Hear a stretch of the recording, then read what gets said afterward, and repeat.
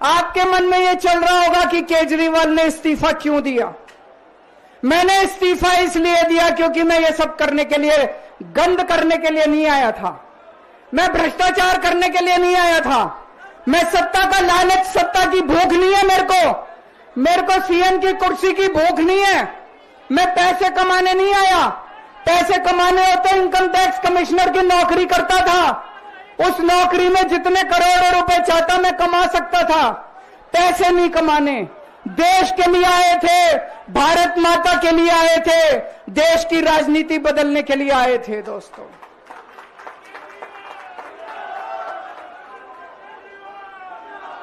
इन नेताओं को फर्क नहीं पड़ता। इन नेताओं की मोटी चमड़ी है। इनके ऊपर जितने मर्जी आरोप लग जाए, इन नेताओं को फर्क नहीं पड़ता। दोस्तों, मैं नेता नहीं हूं, मेरी मोटी चमड़ी नहीं है, मेरे को फर्क पड़ता है। मेरे पे जब ये कीचड़ फेंकते हैं बीजेपी वाले, मेरे को जब ये चोर कहते हैं, मेरे को जब ये भ्रष्टाचारी कहते हैं, मेरे को जब ये गाली देते हैं, मेरे को फर्क पड़ता है। आज मैं बहुत दुखी हूं। आज मेरी आत्मा पीड़ित है। मैं अंदर से बहुत दुखी हूं और इसीलिए मैंने इस्तीफा दिया। मैंने अपनी जिंदगी में केवल इज्जत कमाई है। मैंने अपनी जिंदगी में केवल ईमानदारी कमाई है। मेरे बैंक में कोई पैसा नहीं है। मेरी पार्टी के बैंक में कोई पैसा नहीं है। मैंने केवल इज्जत कमाई है।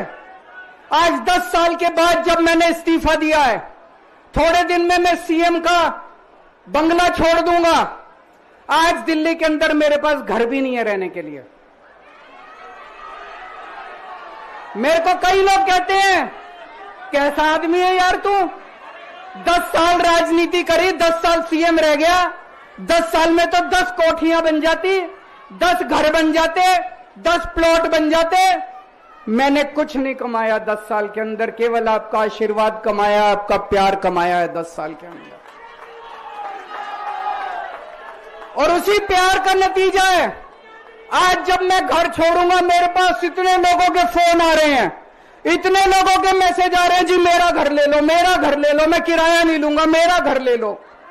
मैं आप सब लोगों का शुक्रिया अदा करता हूं। अभी श्राद्ध चल रहे हैं। श्राद्ध खत्म होने के बाद जैसे ही नवरात्रे शुरू होंगे, मैं सीएम आवास छोड़ दूंगा और आप में से ही किसी के घर आके मैं आपके साथ रहना चालू कर दूंगा।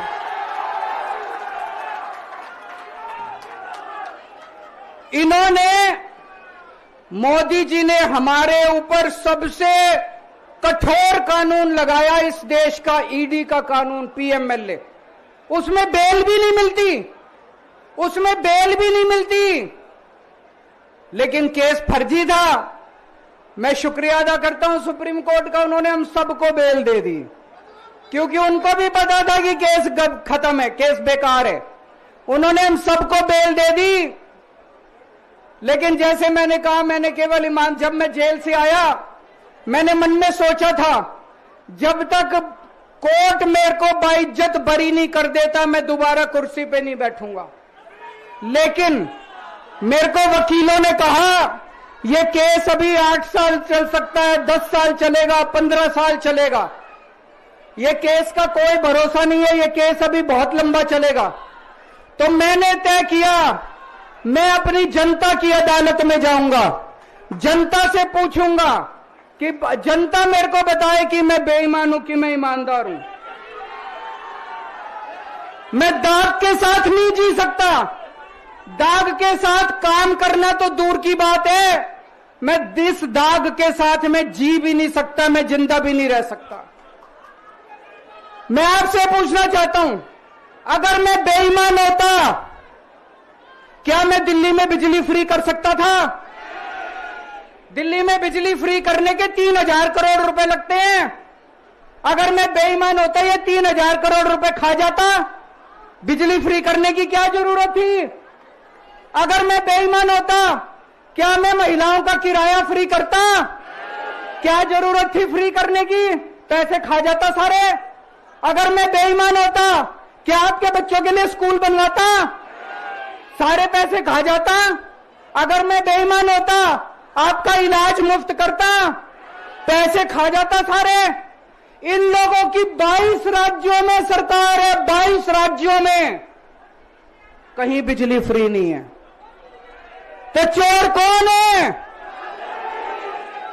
इनकी 22 राज्यों में सरकार है, कहीं महिलाओं का किराया फ्री नहीं है। तो चोर कौन है? आज आपके बीच में आया हूं, आपसे पूछने के लिए आया हूं, केजरीवाल चोर है या केजरीवाल को जेल भेजने वाले चोर हैं? जिन जिन लोगों को लगता है केजरीवाल ईमानदार है, हाथ खड़े करके बता दो जरा से। ये कैमरे वाले जरा से दिखा दो कि दिल्ली की जनता क्या सोचती है। जिन जिन लोगों को लगता है कि मोदी जी ने केजरीवाल के खिलाफ गंदा राजनीतिक षड्यंत्र रचा था, जिन जिन लोगों को लगता है कि मोदी जी ने केजरीवाल के खिलाफ बहुत बुरा षड्यंत्र रचा था, हाथ खड़े कर दो सब लोग।